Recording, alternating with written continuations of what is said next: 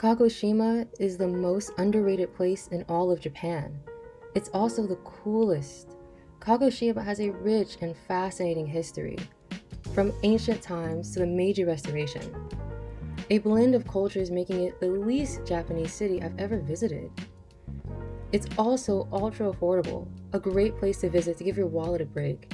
Did I mention there's an actively exploding volcano? It covers the city in ash. This awesome city is rarely visited. During my month there, I saw 2 other tourists. The blend of rich history, interesting culture, Studio Ghibli-esque countryside, topped with an awesome volcano and being super affordable, makes it worth a visit during your next trip to Japan.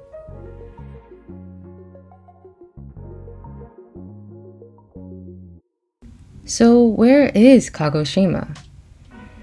Kagoshima is located on the southernmost tip of the island of Kyushu in Japan.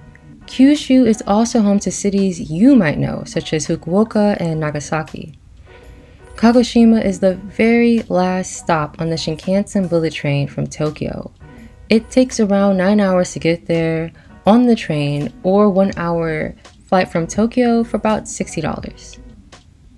From the Kagoshima airport, it's around a 1-hour bus ride into the city. Kagoshima has a uniquely mild tropical climate, giving it the title of the Venice of Japan. This area is also known for the area caldera. A caldera is a large depression formed when a volcano erupts and collapses. The area caldera filled with water and is one of the largest calderas in the world. It has played a significant role in shaping the landscape of the region. The volcano at the center of it all is called Sakurajima. It is the reason behind the mild temperature and the tropical environment that clashes with the natural deciduous environment of Japan. You'll see bamboo, pine, and palm trees all growing together. The thick forest is fertilized by volcanic ash, making the plant life luscious. I saw the same plants here I saw in Guatemala. This area of Japan is the only subtropical region, producing tropical fruits, sugar canes, camphor, and betel nuts. Everything about this place is interesting. Most of the region is covered in rice farms. It really feels like living in a Studio Ghibli movie.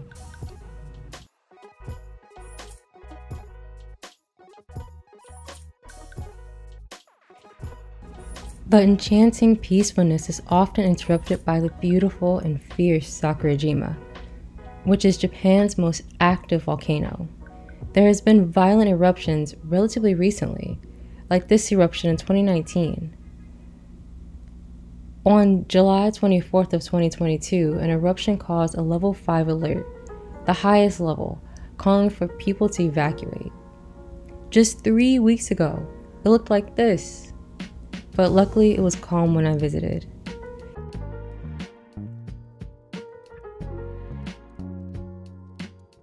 Kagoshima's history dates back to ancient times.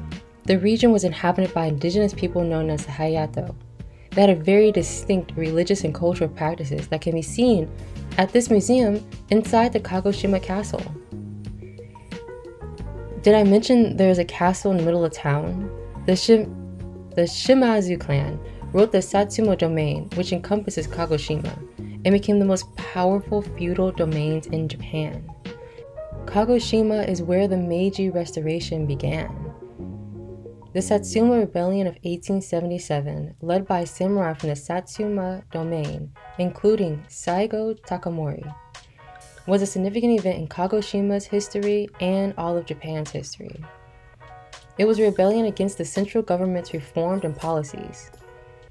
The rebellion was eventually suppressed, marking the end of the samurai era and the beginning of the centralized government's modernization efforts, which is known as the Meiji Restoration.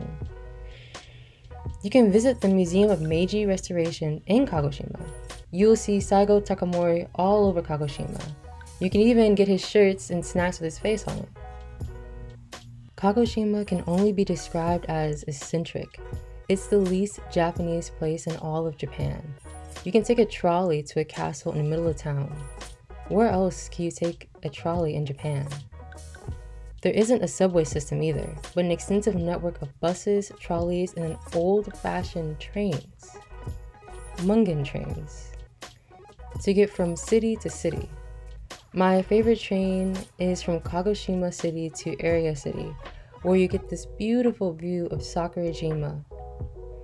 You can see 3 types of houses all next to each other: a European style, Canadian style, and ancient Japanese style houses. It's largely countryside here, Studio Ghibli style countryside. It's enchanting. The blend of cultures from war with the British to maintain contact with the Dutch, and religions such as Christianity and Buddhism all blend together beautifully, creating a uniquely alluring yet eccentric experience. I noticed the people here were particularly kind, even by Japanese standards. I had many people ask me where I was from. Even little kids came to chit-chat. I adore it. Have I convinced you to visit Kagoshima? Where else can you see a castle and exploding volcano on the same day? Beautiful, historical, affordable, it's my absolute favorite place.